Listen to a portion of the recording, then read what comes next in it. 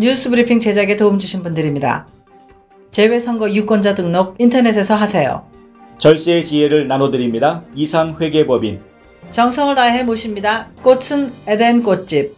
학자금과 대학 입시 상담은 AGM 인스티튜트. 한 곳에서 시작되는 안정된 미래, 선우앤선우 종합보험. 30년 손맛 케이터링의 명가 참사랑. 척추가 건강하면 온몸이 건강합니다. 우리들 척추신경원. 홍성구의 뉴스브리핑 지금 시작하겠습니다.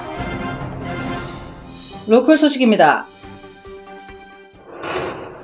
최근 중국을 다녀온 조지아 주민 200여 명이 신종 코로나 바이러스 감염증 증상을 스스로 관찰하는 자가 격리 중이라고 보건당국이 어제 밝혔습니다. 미국은 중국 여행자들에 대해 신종 코로나의 잠복기로 알려진 2주 동안 집에서 머물며 스스로 발병 여부를 살피게 하고 있는데요. 현재까지 조지아주의 어느 누구도 신종 코로나 관련 증상을 보인 사람은 없습니다. 조지아 공중보건부에 따르면 200명의 자가격리 주민들 중에서 후베이성 우한 지방을 방문한 사람은 없다고 합니다. CDC에 따르면 신종 코로나 확진 환자는 중국 밖에서만 25개 국가에서 150명에 달하고 미국에서는 워싱턴, 애리조나, 매사추세츠, 일리노이, 캘리포니아 등에서 13명이 확진 판정을 받았습니다.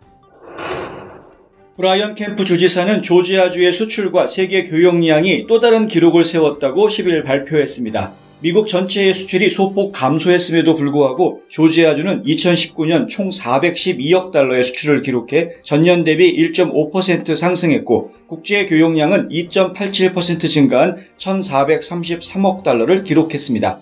조지아주의 수출을 이끄는 효자 분야는 농업인데요. 양귀비, 면화, 땅콩 등이 여전히 인기 품목이고 조지아주 수출의 10%인 42억 달러를 차지했습니다.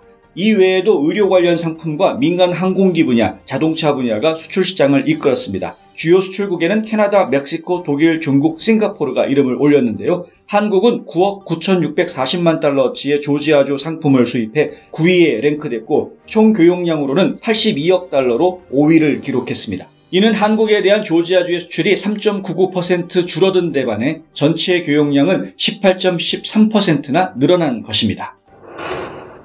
귀넷 카운티에서 아동 포르노 혐의로 체포된 플로리다 남성에게 보안당국이 7,000년 징역형이라는 어마무시한 형이 내려질 수 있다고 밝혀 화제입니다. 플로리다주 하일랜드 카운티 보안국에 따르면 55세의 마크 윌슨 해버리는 지난 4일 컴퓨터를 이용해 미성년자에게 음란물을 제공한 혐의로 체포됐는데요. 수사당국에 따르면 해버리는 아동 포르노 소지 170건, 아동 포르노 전송 47건, 중범죄의 양방향 장치를 사용한 22건, 미성년자에게 유해물질을 전송한 19건, 음란하게 자신을 노출한 16건 등등 총 300건의 중죄 혐의를 받고 있습니다. 만약 모든 혐의에 대해 유죄 판결을 받는다면 7,070년의 징역형을 받게 될 것이라는 게 당국의 설명입니다. 현재 해버리에게는 보석금 290만 달러가 책정된 것으로 알려졌습니다.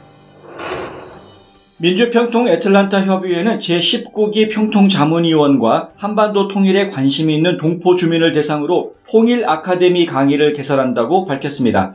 보통 평통이 일회성의 안보 강연회를 개최한 사례는 많지만 1년에 시리즈 강좌를 개최하기는 이번이 처음입니다. 이번 강좌는 오는 2월 27일부터 6월 4일까지 격주로 진행되는데요. 평화학자로 유명한 박한식 UGA 명예교수, 비영리단체 우먼크로스 DMZ의 이현 사무총장, 평통 19기 교육위원장인 장유선 교수 등이 강사로 나서 한반도 통일 문제에 대한 현황과 해법을 제시할 예정입니다. 평통 측에 따르면 참가비는 무료이며 퇴근하는 수강생에게는 수료증과 소정의 선물을 증정한다고 하는데요. 참석이 어려운 분을 위해 페이스북으로 강의를 생중계할 계획이라고 합니다.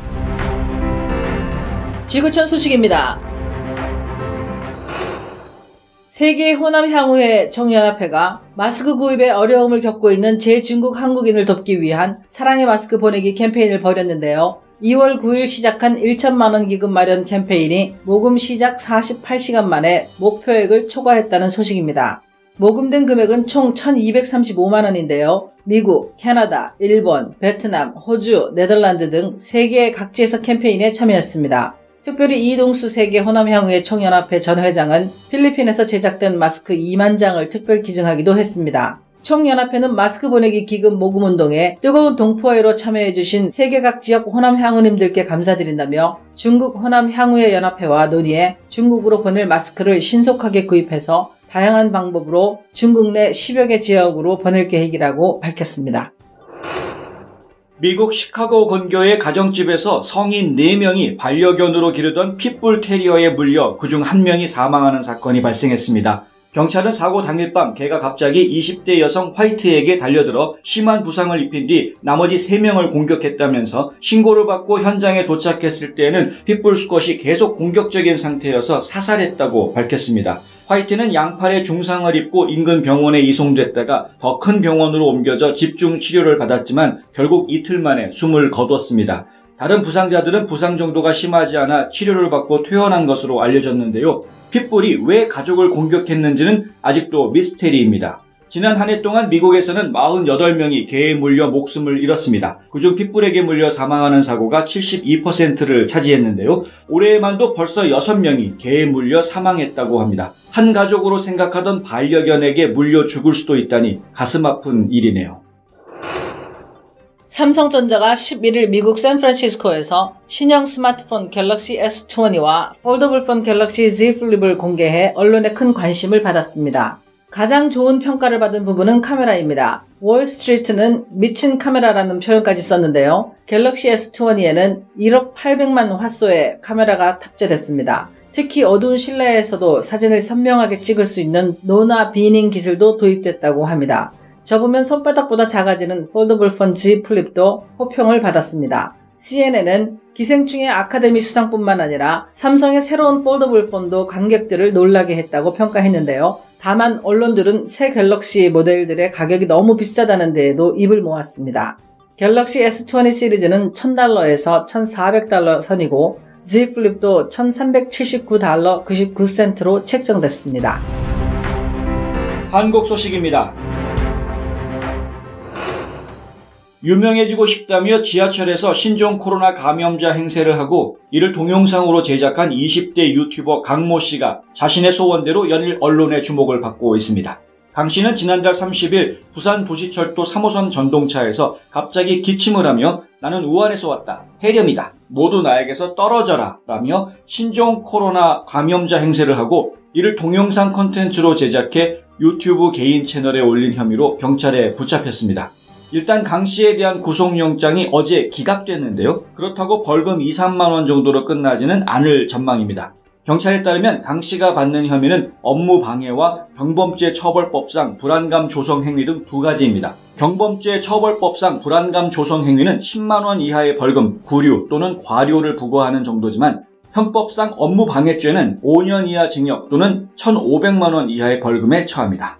법조계는 강 씨의 사전 구속영장은 기각됐지만 국가적으로 엄중한 상황을 이용해 이익을 취하려 했기 때문에 결코 죄가 가볍지 않다고 보고 있는데요.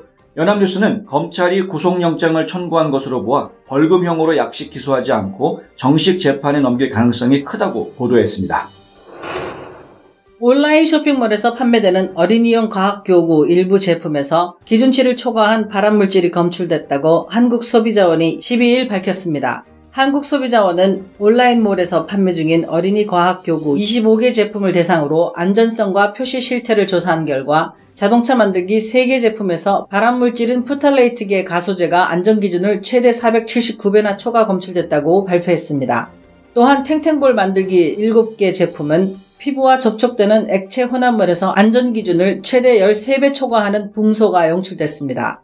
소비자원은 이번에 조사한 모든 제품에 안전기준에 적합한지를 나타내는 KC마크가 없었다면서 소비자들에게 KC마크를 반드시 확인해달라고 당부했습니다. 올해 전국 표준지 공시지가가 작년에 비해 평균 6.33% 올랐습니다. 서울은 7.89% 올랐고 그중에서도 성동구는 11.16%가 상승했습니다.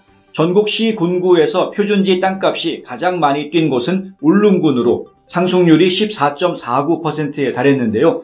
이곳은 정부가 울릉공항 개발 사업을 추진하면서 현지 토지 시장이 과열된 것으로 분석됩니다. 국토부가 오늘 발표한 표준지 공시지가에 따르면 주거용은 7.7% 상승해 전체 평균보다 높게 나타났고 상업용은 5.33%로 상승률이 작년보다 크게 둔화한 것으로 나타났습니다.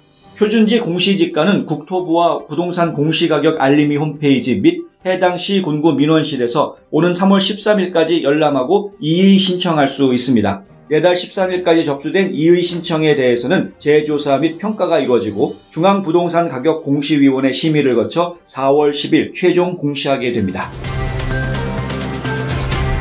2020년 2월 12일 홍성구의 뉴스 브리핑은 여기까지입니다. 시청해주셔서 감사합니다.